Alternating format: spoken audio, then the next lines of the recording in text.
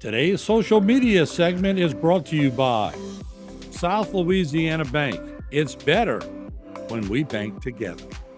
Waits and Downer, attorneys at law. Terrebonne Ford, built Ford tough.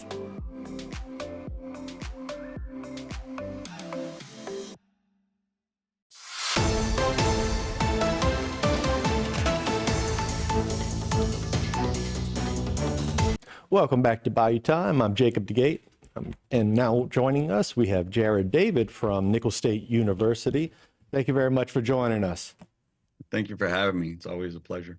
All right. It's my understanding that Nicholls has some small improvements that may help some people out there with electric cars. Can you tell us a little bit about what's going on? Yeah, we do. I know a lot of people have talked about the big things we've got going on campus, the coastal center construction and things like that. But we do have some smaller projects that are also beneficial to people. And so through a grant that was provided to us through Volvo, I don't know if you remember a few years back, there was some litigation with Volvo and their diesel emissions. They were caught trying to rig the system pretty much. Exactly. So because of that, that litigation, we received a $24,000 grant. And through the partnership that we have with the Friends of Bayou Lafourche, they helped us beautify the Bayou side on campus recently. So we actually put 2 car chargers over at the Bayou side pavilion. So it's a nice little area where folks can rent a kayak and go kayaking up and down Bayou Lafourche, or just hang out on the wharf. But now we have 2 charging stations for the community to come and use to charge their electric vehicles. This is part of, one of the ways that we can give back to the community and serve the community. There's not a whole lot of places in the area where you can charge an electric vehicle, and so we saw this as a good way to help give back to the community.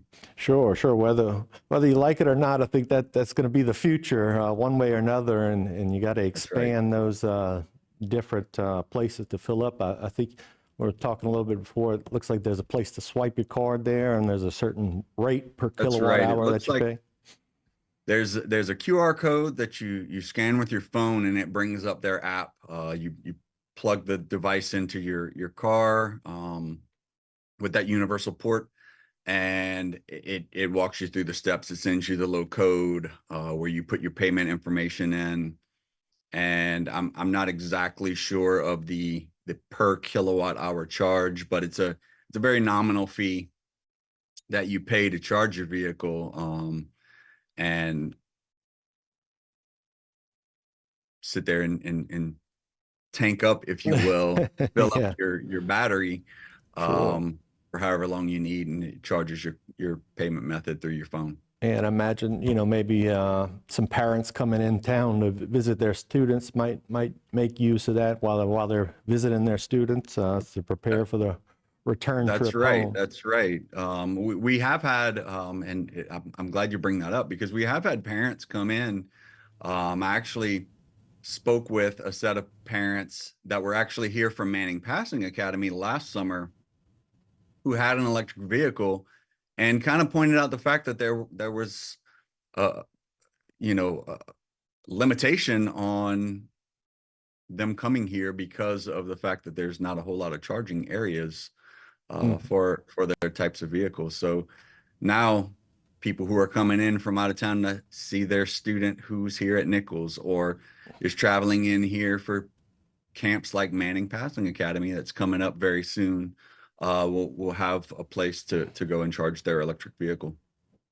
Well, that certainly is good news, and I'm sure the people with electric cars really appreciate that. Now, I know this is one thing that Nicholls has going on, but that's one of many things, and I understand also that y'all partnered with a learning center in West Ascension. Can you tell us a little bit about that as well? Yeah, we recently had a grand opening of the West Ascension Early Learning Center. That's a partnership that we have with Ascension Parish over in the city of Donaldsonville. And through their leadership over in Ascension Parish, they identified that they had this fund of money earmarked to build a juvenile justice center. And studies have shown that if you can educate youths in that very early learning stage, that it not only reduces the dropout rate in school, but it also reduces the crime rate and reduces the need for a juvenile justice center in the first place. So they figured out a way to shift some of that money over from building this juvenile justice center to investing in their children. And so Nicholls is very happy and really excited to partner with the people in Donaldsonville.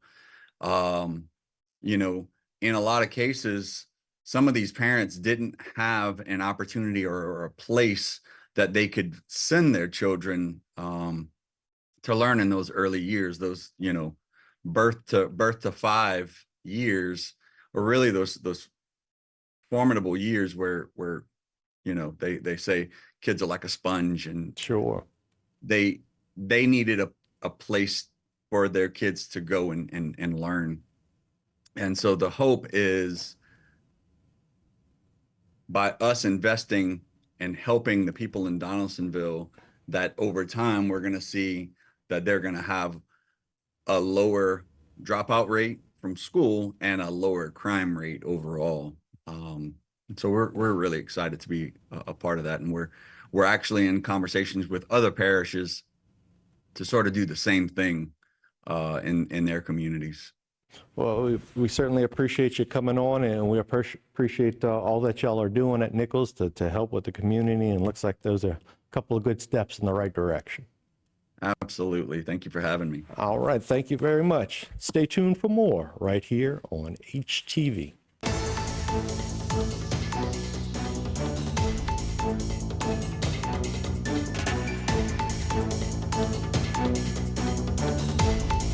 A social media segment is brought to you by Terrebonne General Health System. Your health is our legacy.